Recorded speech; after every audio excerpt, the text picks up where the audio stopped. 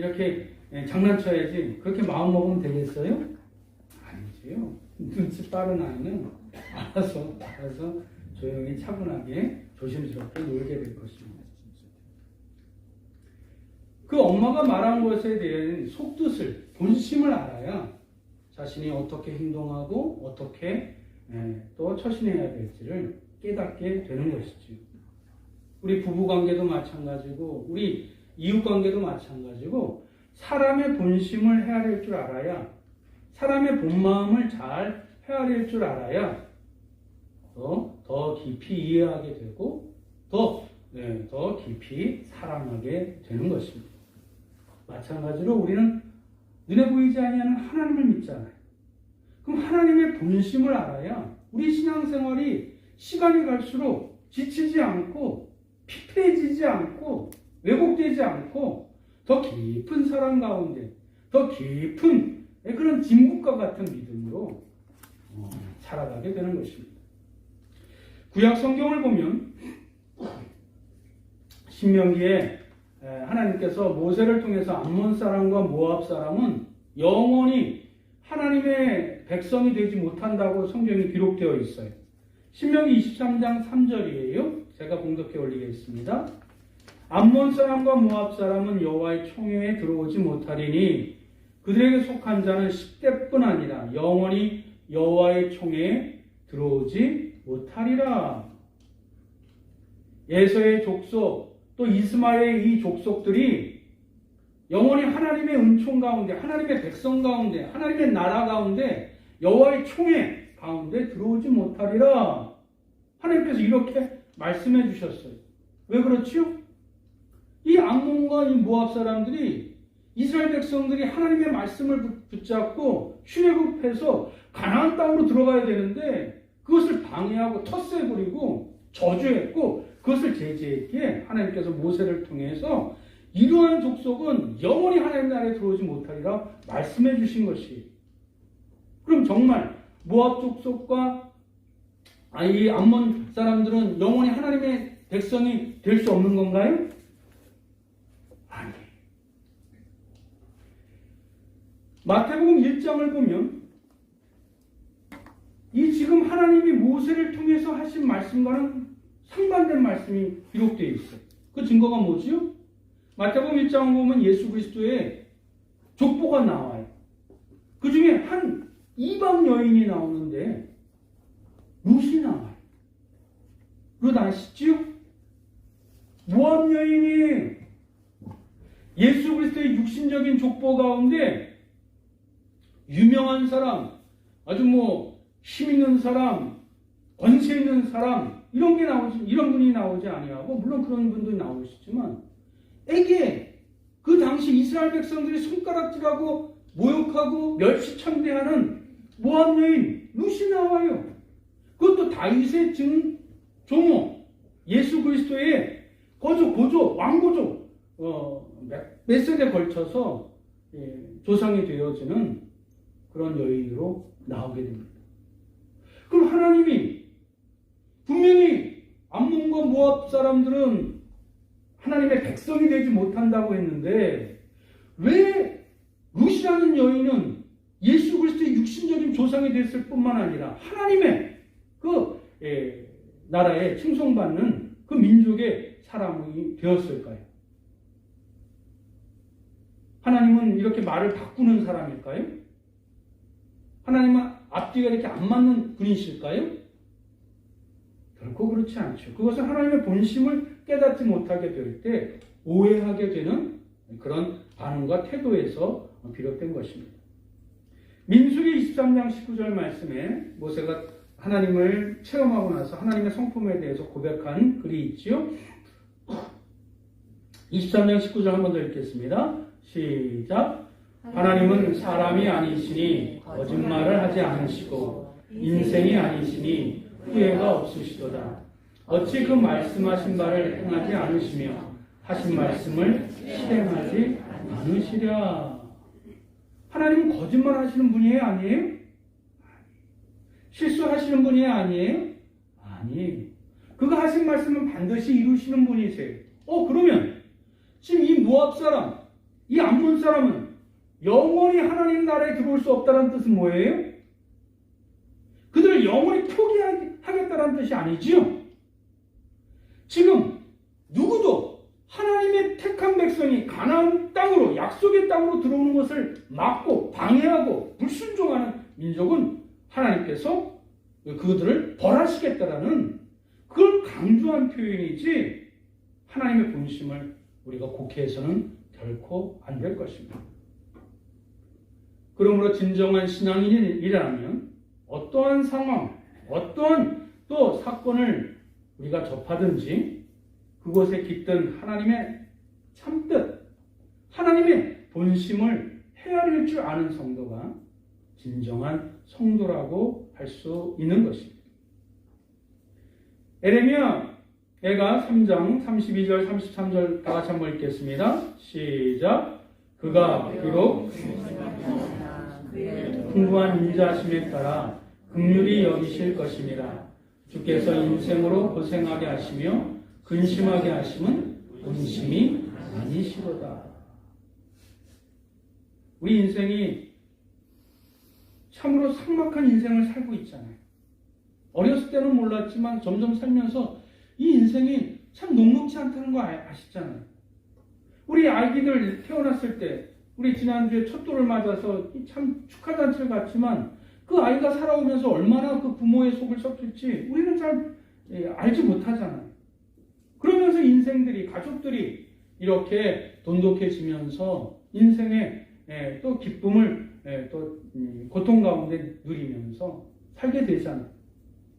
그러나 우리 인생들이, 우리 성도들이 이 코로나 시국에 믿는 사람이든 안 믿는 사람이든 똑같이 지금 어려움을 겪게 되어져요.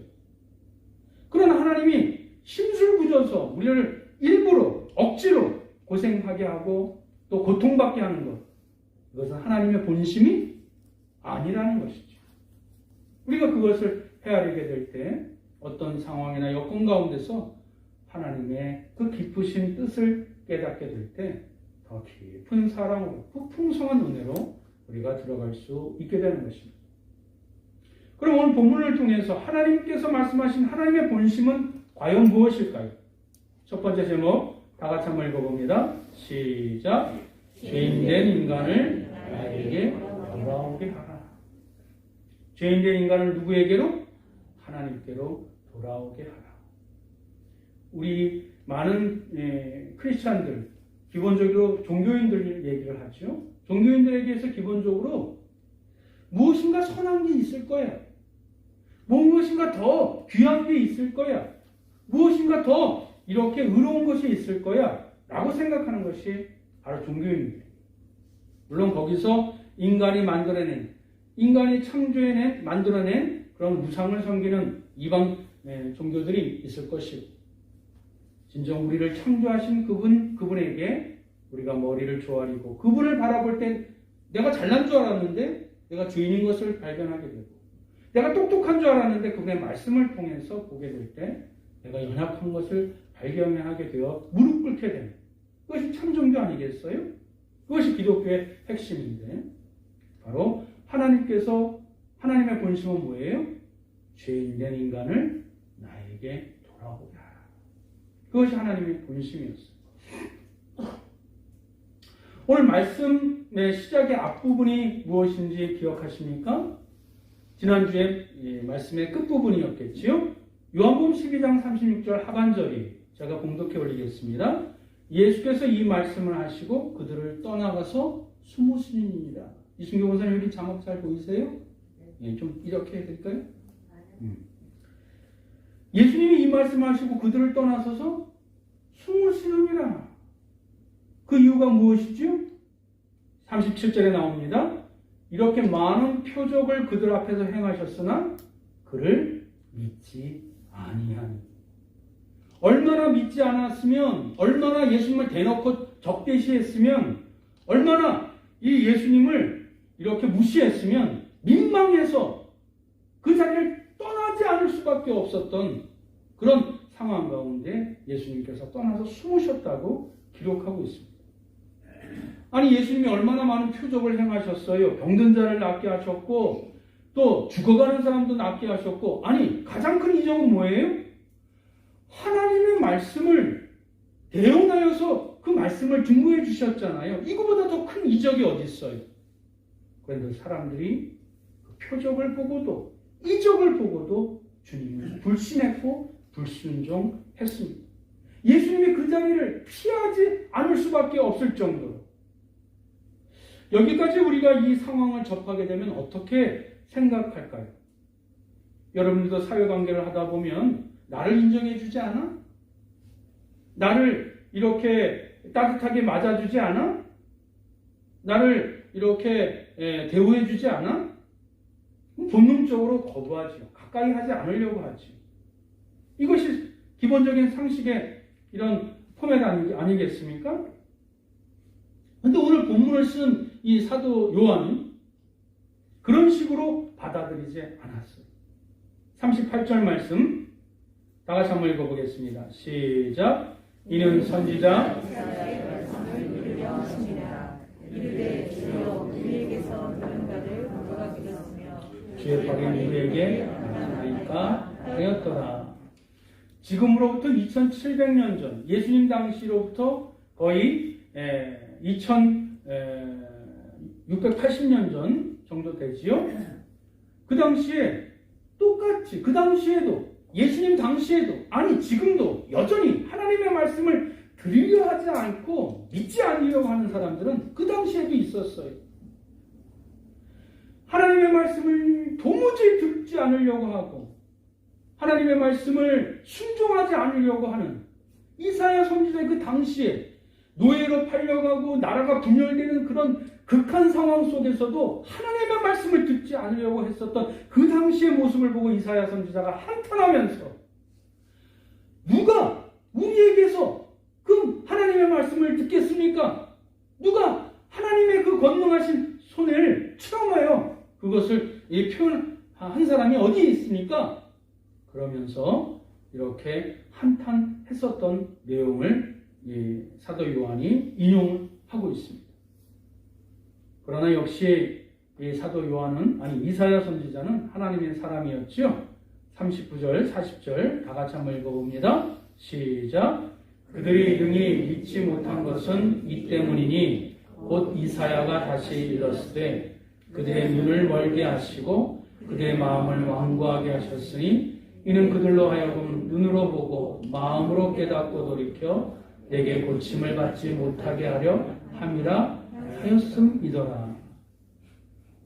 이스라엘 백성들이 그토록 하나님의 말씀을 듣지 않았었던 이유가 뭐예요? 하나님이 그 눈을 가리우고 귀를 닫게 하시고 마음을 완강하게 강팍하게 하셨기 때문이라고 선지자를 통해서 말씀해 주세요. 여기서 또 우리가 또 잘못 생각하면 안 되겠지요. 하나님께서 이렇게 심술 굽고 장난꾸러기고 못되셔서 이스라엘 백성들을 못 듣게 하셨다. 여기에 대해서는 우리가 또 설교할 내용들이 많이 있지만 오늘의 핵심 주제는 아니지요. 사랑하는 성도 여러분, 아까도 말씀드렸던 것처럼 이 땅은 지금 이 상황들은 예수 믿는 사람이든 믿지 않는 사람이든 똑같이 겪게 되었죠. 지금도 코로나 상황 가운데 코로나 백신에 걸린 사람, 아까도 우리 선교사님을 말씀을 드렸었지만 믿는 사람이고 성직자예요. 그럼에도 걸렸어요. 여러분들 일단은 여러분 우리 성도 가운데 확진자 있나요? 없습니다. 이 김포에 계속 확진자가 느는 상황 가운데서도 제가 뭐 이렇게 자신 있게 말하면 안 되겠지만 어쨌든 지금 우리는 지금 걸린 사람이 없어요. 그럼 여기서 우리가 어떻게 1차적으로 생각을 해야 되겠죠? 나를 지켜주시고 보호해주신 하나님께 감사한 마음이 들어야지. 아멘. 그리고 걸린 사람들이 하나님 은혜 가운데 속히 낫도록 우리가 기도를 해야 되겠지요. 긍휼의 마음으로. 그걸 뒤집어서 왜 하나님의 사랑과 보호하심이 있는데 왜 사람들이 코로나에 걸려서 죽게 하고 왜 고난 가운데 있게 하시는지 하나님한테 손가락질하면 안 되지. 지금 이사야 선지자는 바로 그 부분을 우리에게 말씀해 주고 있는 것입니다. 하나님께서 그들의 눈을 멀게 하시고 마음을 완고하게 하셨기 때문이라고 이사야 선지자를 통해서 사도 요한이 고백하고 있습니다. 왜? 예수님 당시에 예수님의 말씀을, 하나님의 말씀을, 그 계시를 여전히 듣지 않고, 아니 민망하게도 예수님 피하실 만큼 믿지 않았던 상황, 하나님께서 그렇게 하셨기 때문이라고 믿음으로 그것을 해석합니다. 신앙으로 해석합니다. 그러면 여기서 끝마치면 되잖아요. 아, 하나님이 그렇게 하셨으니 이제는 저 사람들 끝이야. 나랑 상관없어. 더 이상 내가 더 노력하거나 가까이 하려고 애를 쓰거나 그럴 필요가 없어. 왜? 하나님이 하셨으니까. 그렇지요. 여기서 끝맺으면 되잖아요. 그러나 이사야 선지자는 오늘 사도 요한의 글을 통해서 하나님의 본심을 이사야 선지자를 통해서 지금 나타내게 알려주고 계시는 것이. 우리 41절 한번 읽어볼까요? 시작. 이사야가 이렇게 말한 것은 주의 영광을 보고 주를 가리켜 말하는 것이다. 할렐루야. 이사야 선지자가 하나님이 이렇게 하셨어. 그러나 이들을 그냥 이렇게 방치하거나 내버려 두어서는 안 돼. 왜? 하나님의 본심이 있기 때문에. 주의 영광을 바라보면서 이사야 선지자가 다시 이스라엘 백성들에게 강팍하고 완강하고 모질게 구는 이스라엘 백성들을 향하여 다시 그들에게 하나님의 말씀을 들고 나아갑니다. 그 주의 영광이 무엇이지요? 이사야 6장 13절에 기록되고 있습니다. 한 번 더 봉독합니다. 시작. 그 중에 10분의 1이 아직 남아있을지라도 이것도 황폐하게 될 것이며 감나무와 상수리나무가 배임을 당하여도 그 그루터기는 남아있는 것 같이 거룩한 씨가 이 땅에 그루터기다 하시니라. 할렐루야. 이사야 선지자의 당시에도 하나님을 배반하고 배역한 사람들을 통해서 이스라엘 땅이 황폐하게 되었을지라도 남아있는 거룩한 씨, 그 어려운 환경과 척박한 상황과 또 비난받고 공고한 상황 가운데서, 환난 가운데서도 믿음을 지킨 거룩한 씨들로 말미암아 하나님께서 정화시켜 다시 이스라엘 민족을 회복시킬 것이라는 그 주의 영광을 바라보며 이사야 선지자가 하나님의 하신 일들을 얘기하면서 포기하지 아니하고 다시 소망을 갖게 됩니다. 왜? 하나님의 본심이 뭐예요? 이스라엘 민족을 다시 정화시켜서 다시 하나님의 선택받은 민족으로 우뚝 서게 하시려는 하나님의 본심을 깨달았기에 이사야 선지자는 다시 힘을 내게 된 것입니다. 그리고 모든 선지자들이 하나님의 본심을 깨달았을 때 그때 함께 고백하는 동일한 내용이 있어요. 하박국서 2장 14절입니다. 다 같이 한번 읽어봅니다. 시작. 이는 물이 바다를 덮음같이 여호와의 영광을 인정하는 것이 세상에 가득함이라. 할렐루야. 물이 바다를 덮음같이 여호와를 범사에 인정하는, 저 나무를 보아도 저 꽃을 보아도 하나님이 하신 일이야. 하나님이 만드신 일이야. 하나님이 이끄신 일이야. 그것을 보면서 하나님의 영광을, 모든 일에 인정을 하는 그 영광을 바라보면서 그 이사야 선지자는, 또 사도 요한은 그 하나님의 본심을 깨닫고 눈이 반짝거리게 되어집니다. 두 번째, 하나님의 본심, 다 같이 읽어봅니다. 제목 시작. 하나님이 주신 사명감을 회복하라. 할렐루야. 그렇습니다. 하나님의 본심을 깨달으면 자기 삶 가운데, 상황 가운데 자포자기하고 낙담하고 실망하고 좌절하고 우울했던 모든 감정들의 생기가, 신령한 생기가 돕니다. 눈에 빛이 납니다. 이 순간부터 이사야는 하나님의 말씀을 듣지 않던 패역한 이스라엘 백성들을 향하여 입을 다물어버린 것이 아니라 오히려 그들을 향해서 하나님의 말씀, 진리의 말씀을 더욱더 담대하게 증거하기 시작했습니다. 한 사람이라도 진리의 말씀을 듣도록 하기 위해서 이사야 선지자는 하나님의 말씀을 말씀을 어떻게 본심을 드러내기 위해서 성경을 썼죠. 그래서 다니엘 저자로서는 제일 많은 성경을 기록한 사람이 이사야 선지자예요. 이사야서가 몇 장까지 있죠? 66장까지 있어요. 물론 모세도 책을 많이 썼지만 창세기, 출애굽기, 레위기, 민수기, 신명기, 모세 오경을 썼지만 히브리서도 모세가 썼다라는 주장하는 학자들도 있지만 어쨌든 다니엘본으로는 제일 많은 하나님의 말씀, 하나님의 본심을 드러내기 위해서 집필한 자는 이사야 선지자예요. 왜? 하나님의 본심을 깨달았기 때문에. 그리고 자기 자신도 하나님의 본심을 깨달았으니 그 사명감을 회복하기 시작합니다. 그래서 이사야 6장 8절에 보면 내가 또 주의 목소리를 들으니 주께서 이르시되 내가 누구를 보내니 누가 우리를 위하여 갈고 하시니 그때에 내가 이르되 내가 여기 있나이다. 나를 보내소서. 하나님의 본심을 아니 나의 사명을 다시 회복하지요. 내 남편과 내 배우자 아내를 보면 그렇게 내가 애를 쓰고 수고하고 크리스찬인 걸 알기 때문에 헌신하고 때론 눈치 보면서 때론 희생도 하면서 애썼는데 여전히 마음이 변하지 않아요. 내 자식들, 내 가족들, 내 이웃들을 보면 여전히 나를 크리스찬이라고 이용하려고 하고 나를 희생을 강요하는데 힘들 때가 한두 번도 아니에요. 그러나 하나님의 본심을 기억하게 될 때 우리는 다시 두 주먹 불끈 쥐고 우리에게 맡겨진 십자가와 사명을 발견하게 되는 것입니다. 이사야가 50장 4절에 뭐라고 기록하고 있어요? 주 여호와께서 학자의 혀를 내게 주사. 뭘 달라고? 학자예요. 왜? 공부한 자를 이 땅 가운데 하나님의 사람으로, 하나님의 백성으로, 하나님의 거룩한 사람으로 하나님이 죄인들을 부르셨는데 하나님을 도외시하고 잘 먹고 잘 사는 것으로 다른 길로 가는 공부한 자들을 말로, 언어로 표현하여 글로 어떻게 도와주기 위해서 나에게 무엇을 달라고? 학자의 혀를 달라고 하나님 앞에 기도합니다. 깨달을 수 있는 귀를 달라고. 왜? 학자의 귀를 들어서 하나님의 말씀을 깨달아서 그것을 잘 전달해 주기 위해서 회복된 사명으로 이사야 선지자가 하나님께 부르짖습니다. 예수님 당시에도 예수님이 피할 정도로, 피하면 안 될 정도로 예수님을 거부하고 부정했었던 그들.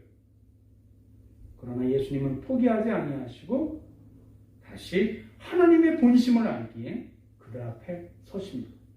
그것이 요한복음 12장 44절 오늘 말씀 마지막 우리가 읽지 않은 다음 절에 나와요. 다 같이 한번 읽어볼까요? 시작. 예수께서 말씀하시며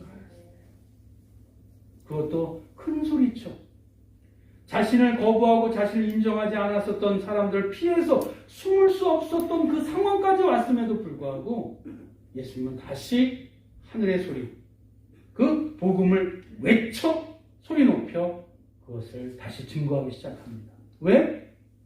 하나님의 본심을 알기.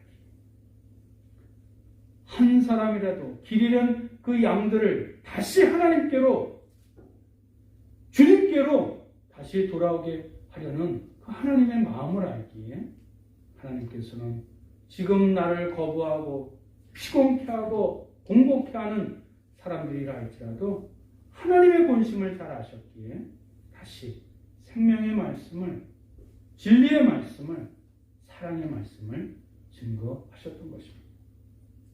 하나님의 말씀을, 하나님의 본심을 알아야 우리가 사명을 회복하게 될 줄 믿습니다. 세 번째 하나님의 본심 뭐예요? 하나님의 영광을 사모하라. 우리 42절 다 같이 한번 읽어봅니다. 시작. 그러나 관리 중에도 그를 믿는 자가 많되 바리새인들 때문에 드러나게 말하지 못하니 이는 출교를 당할까? 유대 관원들 가운데, 관리들 가운데 예수 믿는 사람이 있었어요, 없었어요?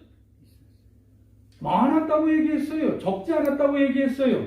그럼에도 불구하고 사도 요한같이 사명을 회복한 자가 있는 반면에 이 유대 관원들은 적지 않았음에도 불구하고 자신이 크리스찬이라는 것을 밝히는 것을 꺼려했어요. 왜 그렇죠? 출교당하는 것이 두려워서. 그 당시에 예수님을 믿으면 어떻게 됐지요? 체포당하고 체포령이 이미 떨어졌고, 그리고 사람들한테 손가락질 당할까봐 출교당할까봐 두려워서 자신이 크리스찬인 것을, 예수님이 하신 말씀이 자기 사리 사욕을 위해서 얘기하는 것이 아니야. 다 그것이 우리가 죄인인 것을 깨닫고 하나님의 말씀으로 이 영원한 하늘나라를 바라보도록 우리를 인도하시는 메시아라는 것을 알면도 불구하고, 믿음에도 불구하고 자신이 크리스찬이라는 것을 고백하지 않아요. 왜? 뒤에 나오지요.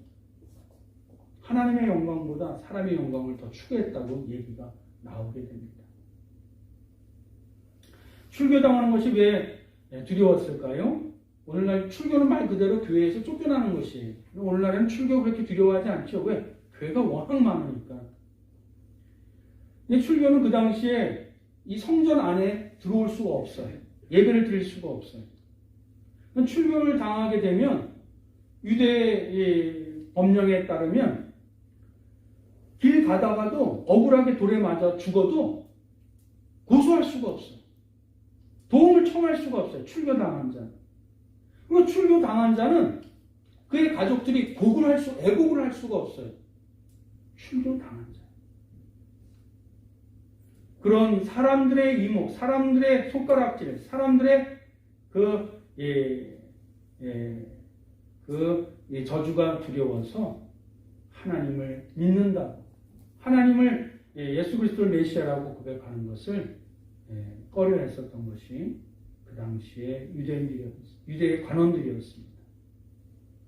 그럼에도 불구하고 왜 사도 요한은 그 출교 당할 것을 알면서도 그 사명감에 다시 이렇게 회복되었을까요?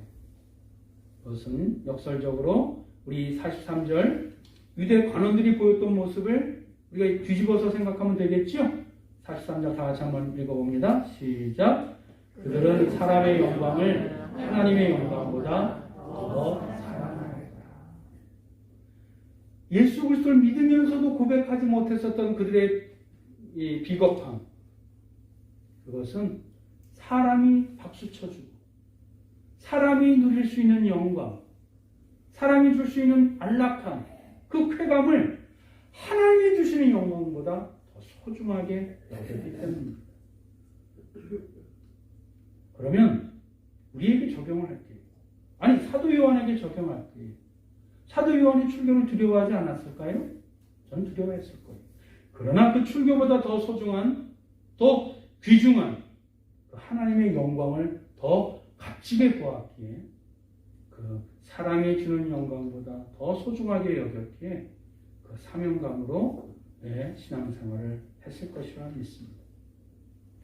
사랑하는 성도 여러분, 우리 인생이란 언젠가는 이 땅을 떠날 수밖에 없는 유한한 존재입니다. 그러기에 영원하신 하나님의 영광을 사모하는 것은 지극히 당연한 줄 압니다. 마지막으로 요한계시록 21장 1절 2절 한번 읽어볼까요? 다 같이 한번 읽어보겠습니다. 시작. 또 내가 새 하늘과 새 땅을 보니 처음 하늘과 처음 땅이 없어졌고 나도 다시 있지 않더라.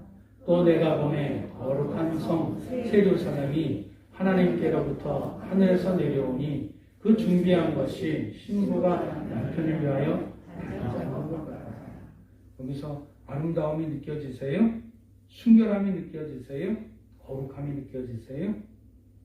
하나님이 우리를 맞이하실 때 그 순결한 신부가 하나밖에 없는 그 사랑하는 대상, 그 신랑을 맞이하기 위하여 그렇게 거의 간직한 그 진실함, 그 성실함, 그 순결함, 그 고결함, 그것으로 우리를 맞이해 주신대.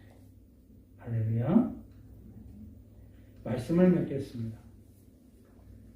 하나님의 뜻을 분별하는 자는, 하나님의 영광을 사모하는 자는 다른 사람들과 구별된 삶을 살 수밖에 없습니다.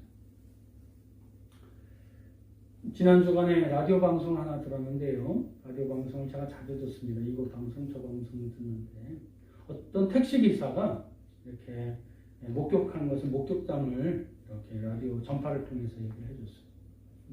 독특한 상황이 사건인데 두 차가 이렇게 충돌했어요. 뒤에 가는 차가 앞차를 이렇게 박은 거예요. 속된 말로. 그런데 좀 있다 보니까 그 앞차가 피해자잖아요.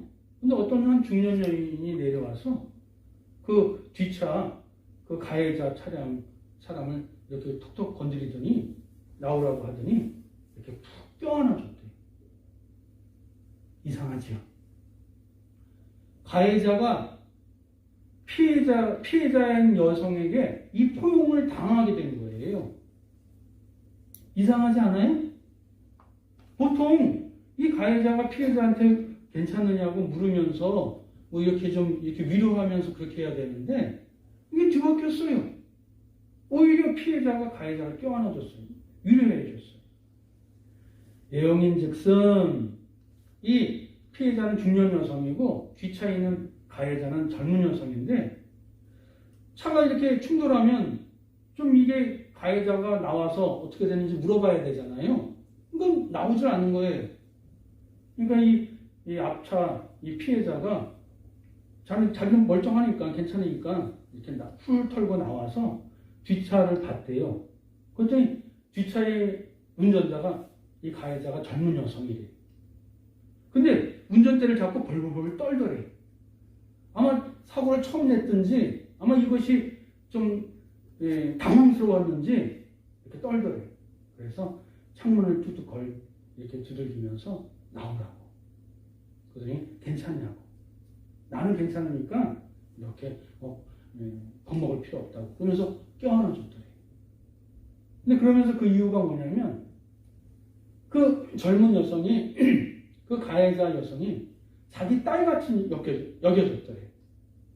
자기 딸이라면 정말 이런 사고를 내가지고 얼마나 당황스러웠을까. 얼마나 저렇게 겁먹었으면 운전대에서 손을 이렇게 벌벌 떨었을까. 이 택시기사가 그 피해자가 가해자를 껴안았었던 그 속마음을 깨닫고 그 감동을 받았던 내용이 전파를 타고 저에게도 고스란히 전달되어졌습니다. 사랑하는 성도 여러분, 앞서도 말씀드렸던 것처럼 하나님의 본심을 알아요. 하나님의 본뜻을 알아요. 우리가 신앙생활이 지치지 않고 주님 부르실 그날까지 신앙 가운데 아름답게, 바르게, 올곧게, 선하게 꾸준히 가게 될 줄 믿습니다. 이제 성탄절이 다가옵니다. 예수님이 왜 이 땅에 오셨는지 전에도 늘 말씀드렸던 것처럼 세상 사람들의 목적은 있어요. 그저 잘 먹고 잘 사는 것이 이 세상의 목적이에요. 예수님이 오신 목적은 그게 아니에요. 하나님의 본심을 깨닫고 더 감사가 넘치는 올해 마지막 달이 되시길 주님의 이름으로 축원드립니다. 기도하겠습니다. 사랑과 은혜가 충만하신 요 하나님, 우리가 살아봐야 기껏 8, 90년 아니 100년을 산다 해도 왜 어찌 이 우주 만물을 창조하신 하나님의 마음을 다 헤아릴 수 있겠습니까? 나의 얇은 지식, 이 얇은 경험으로 하나님을, 주님을, 또 교회를, 아니 이 인생을 속단하지 않게 하여 주옵소서. 날마다 성령님의 조명 아래 주님의 말씀의 그 깊은 뜻을 알게 하여 주시고 하나님의 본심에 눈떠가는 감격하는 신앙의 성숙함을 허락하여 주옵소서. 그리고 사람의 영광보다 하나님이 주신 영광을 사모하는 자 되게 하여 주옵소서. 예수 그리스도의 이름으로 기도드립니다. 아멘.